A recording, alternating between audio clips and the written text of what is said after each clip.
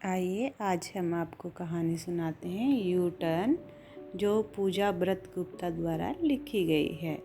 अगर आपको ये कहानी पसंद आए तो प्लीज़ इसको लाइक, शेयर, कमेंट और हमारे चैनल को सब्सक्राइब ज़रूर करें। सूरज बहुत देर का निकल आया था, लेकिन शहर में बनी उस तंग गली के अंदर बने आखिरी मकान की दूसरी मंजिल के कमरे तक पहुंचते हुए उसे 8 बज गए। जैसे ही खिड़की से रोशनी अंदर आकर आयशा की आंखों पे पड़ी, उसने सबसे पहले आंखें खोल के अपने पास सोई अपनी 11 महीने की बेटी को देखा। फिर आंख बंद करके अधूरे सपने को पूरा होने तक सोने की कोशिश करने लगी, लेकिन उससे पहले मिताली रो दी। ओह, क्या हुआ? चुप हो जा बच्चा, आप तो डैडी की दाल हो ना, चुप हो जाओ। आयशा की प्यार भरी थपकियों ने उसकी बेटी मिताली को चुप करा दिया था, लेकिन वह खुद देर तक ना जाने क्या सोच सोच के रोती रही। शायद कुछ पछतावा था उसे। क्या कहेंगे पड़ोसी या रिश्तेदार अगर उन्हें पता चले लगेगा कि शादी के बाद भी लड़की मायके में रहती है। ये सलाह किसी रिश्तेदार ने ही आयशा के पापा को दी थी, इसलिए आयशा ने भी अब मायके से किराए के मकान में शिफ्ट हो जाना ही बेहतर समझा। माँ ने तो फिर भी आयशा को रोकने की बहुत कोशिश की थी, लेकिन पापा उस दिन उसके सामने तक नहीं आए। शायद वो शर्मिंदा थे या फिर आयशा के ससुराल से घर वापस आ जाने के फैसले पर बेहद नाराज। जो भी था, लेकिन आयशा जानती थी कि पापा गलत नहीं है। वो अभी भी उससे बेहद प्यार करते हैं, लेकिन अब जब बात उनकी सालों से कमाई इज्जत पर आ गई थी तो उन्हें बेटी से मुंह मोड़ लिया। और फिर आज तक हर वो काम जिससे घर की नाक ऊंची हो ही तो किया था आयशा ने। इकलौती बेटी होने से ये भार उसी के सर पर था। अपने फैशन डिजाइनिंग कोर्स को पूरा करने से पहले ही पापा के कहने पे आयशा तरुण से शादी कर ली थी। रोज़ की तरह आज फिर माँ ने पापा के ऑफिस निकलते ही आयशा को फ़ोन लगाया था। बेटा, एक बार फिर सोच लो, छोटी छोटी बातें हैं, बैठ के बात करेंगे तो सब ठीक हो जाएगा। माँ आयशा को समझा रही थी। क्या ठीक हो जाएगा माँ? देखा नहीं आपने, डाइवोर्स पेपर भेज दिए उन्होंने। मिताली के बारे में भी नहीं सोचा। ये कहते हुए आयशा फूट फूट के रोने लगी। जब आधी रात तरुण का घर छोड़कर अपने घर आई थी तो गुस्से में ये भी कह आई थी कि तुम जैसे इंसान के लिए कभी अपना एक भी आंसू जाया नहीं करूँगी। और उस दिन से शायद ही कोई ऐसा दिन गया हो जब उसकी आंखें ना भीगी हों। बहुत प्यार करती थी तरुण से, बहुत विश्वास भी था, पर शादी के कुछ दिनों के बाद एक छोटी सी बात पर शुरू हुआ झगड़ा उन दिनों को तलाक जैसे बड़े फैसले की ओर खींच ले आया था।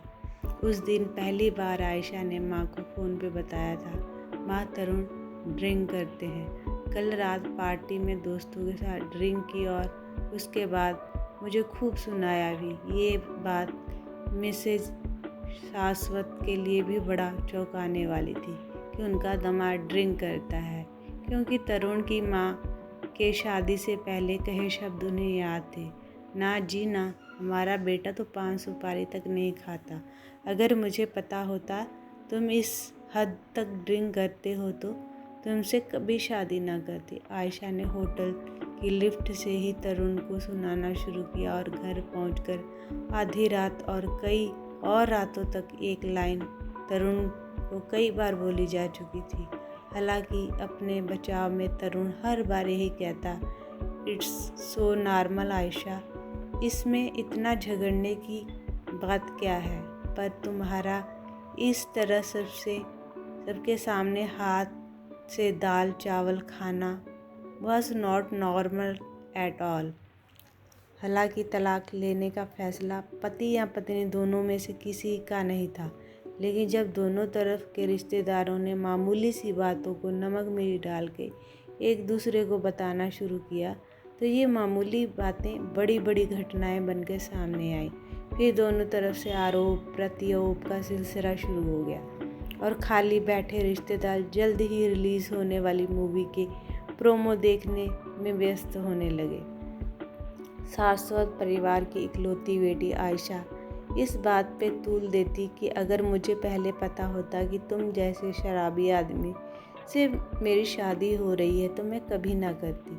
समझे, तुम पंडित के नाम पे कलंक हो तुम। और तरुण तिवारी हर बार इसके जवाब में उसे गवार हो तुम कह के एक्सप्लेन भी करता। तरुण की नज़र में आयशा को गवार कहने के पीछे दो कारण थे जिसे वह हर बार जायज़ ठहराता। एक तो ये कि उसे लगता कि ऑफिशियल पार्टी के दौरान एक छोटा सा पैग लगाने से वो शराबी कैटेगरी का हिस्सा और पंडितों के नाम पे कलंक कैसे हो सकता है। और दूसरा ये, जब एक साथ इतने लोग खाना खा रहे हों तो आयशा को कम से कम हाथ से मिलाकर दाल भात नहीं खाना चाहिए था। इन दो छोटी बातों पर शुरू हुआ मामला अब रिश्तेदारों के लिए डिनर लंच के दौरान की जाने वाली बातों का हिस्सा बन गया। किसी ने कहा, अरे 2 मुकदमा शाश्वत जी होगा जो देखा जाएगा। आयशा बिटिया क्यों सहेगी इतना। तो किसी ने तिवारी जी को सलाह दी, बहुत मिल जाएंगे तरुण को। अरे वो तो लड़की ही ऐसी है, लो तलाक और काटो ये झंझट। मुकदमा दर्ज करा दिया गया था। 3 साल शादीशुदा जीवन बिताने और माता पिता होने के बाद तरुण और आयशा का तलाक होने वाला था। हाय राम, ना जाने कौन से पापों की सज़ा मिली है हमारी बिट्टो को। मिंटी बुआ ने जब आयशा और तरुण के तलाक के बारे में सुना तो कुछ देर तक उसका रोना धोना चलता रहा। हालांकि शाश्वत जी ने इस विश्वास के साथ अपनी बहन मिंटी को ये बताया था कि वो अभी किसी और रिश्तेदार तक आयशा के तलाक की बात ना कहे, लेकिन मिंटी बुआ के लिए उनके ख़ानदान की इतनी बड़ी ब्रेकिंग न्यूज़ को बिना बताए रहना नामुमकिन था। कुछ दिनों बाद रिजल्ट सामने थे। शाश्वत जी के घर की फ़ोन की घंटी अक्सर बज जाती और कोई ना कोई दूर का रिश्तेदार ही उस तरफ होता और कुछ देर हालचाल पूछने के बाद सबको सिर्फ एक ही सवाल सुनता, और बताइए शाश्वत जी, आयशा बिटिया मज़े में है। अरे आयशा के तो अब एक बिटिया भी है ना, कैसे चल रहा है सब। हम आए थे शादी में, भाई आपके दामाद बिटिया तो राम सीता से कम नहीं। रिश्तेदारों की बात निकलवाने के पैतरे थे, इसलिए फ़ोन रखते रखते शाश्वत जी मजबूर बाप की तरह हिचकिचाते हुए खुद ही को ही दोष देते। अब क्या करें, हमने ही रिश्ता गलत कर दिया। किसी अच्छे विद्वान पंडित को दिखाना तो ये ना होता। अब जब बात रिश्तेदारों में फैल गई तो आयशा को किराए के कमरे से मायके बुला लेना ही बेहतर समझा गया। कुछ दिन तक रिश्तेदारों के सामने घटना को दोहराना आयशा को अजीब लग रहा। फिर सामने से मिल रही सहानुभूति ने उसका मन आत्मविश्वास से भर दिया। उसे लगने लगा कि तलाक लेने का उसका फैसला बिल्कुल सही है। आज आयशा और तरुण की शादीशुदा ज़िंदगी का शायद आखिरी दिन था। दोनों कोर्ट रूम अंतिम गवाही के लिए पहुंचे।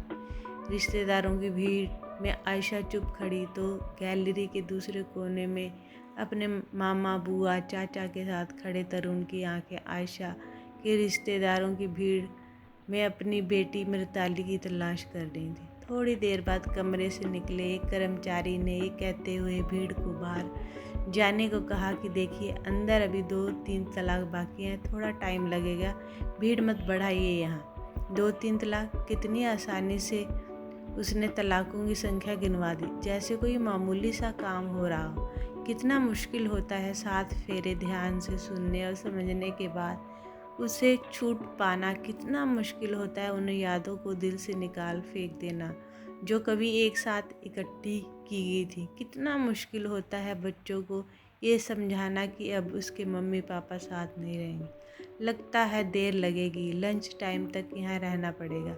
चलिए शाश्वत जी, वहाँ बैठते हैं। उस दुकान के समोसे बड़े बढ़िया हैं, किसी रिश्तेदार ने बातों बातों में कहा। धीरे धीरे सही दुकान पर कुर्सियाँ सटाकर बैठे रिश्तेदार अब एक हो गए थे। कुछ देर में समोसा पार्टी शुरू हो गई, जैसे तलाक होने की खुशी में एडवांस पार्टी चल रही हो। कुछ देर बाद दोनों पक्षों के वकीलों ने आकर कहा, चलिए आपका नंबर आ गया, बस 5 मिनट का काम है और हो जाएगा तलाक। हमेशा के लिए अलग होने आए आयशा और तरुण कोर्ट रूम की तरफ एक साथ चल रहे थे। देर तक खामोश रही आयशा अचानक गुस्से से बोली, अब तो खुश होना, जो चाहते थे हो रहा है। मैं चाहता था। अरे तुम कहती थी ना कि मैं शराबी हूँ, तरुण दुखी होकर बोला। हाँ तो क्या मैं गवार थी? हाथ से खाना गवार हो गया? आयशा भरी आंखों से बोली। फिर नहीं, वो गलती थी मेरी। तुम तो रो मत, तरुण ने घबरा कर कहा। फिर धीरे से पूछा, मिताली कहाँ है? आयशा कुछ देर चुप रही। आयशा कस कर रोने लगी, जैसे महीनों से भरी सिसकियों को दबा कर बैठी थी वो। कैसे पालूंगी उसे अकेले में?